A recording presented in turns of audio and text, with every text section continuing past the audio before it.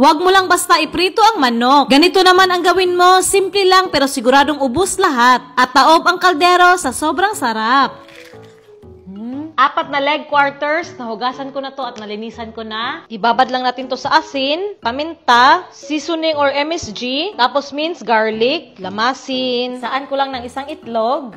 Tapos lamasin ng mabuti. Tapos ibalot natin sa cornstarch or harina. At lunod na natin.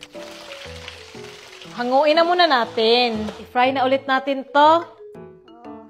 Yan, sa 2 minuto lang para sure tayong luto at mas malutong. Ganda. Hanguin na natin. Masarap na ba tingnan? Aba, syempre oo, pero hindi pa tayo tapos. Mantika na prinituhan natin, mga 2 kutsara lang. Magisa ng bawang. Gagamit tayo ng honey. Kung wala kang honey, bahala ka. Tapos lalagyan natin ng tubig. Konting seasoning or MSG. Konting toyo, at konting suka rin. Chili flakes, optional. Pwede na hindi nalagyan ha. Haluin muna natin, no? Tapos hayaan natin itong mag-simmer hanggang medyo lumapot. Para hindi maging makunat, i-brush lang natin yung sauce. Ayan na, oh. Wow.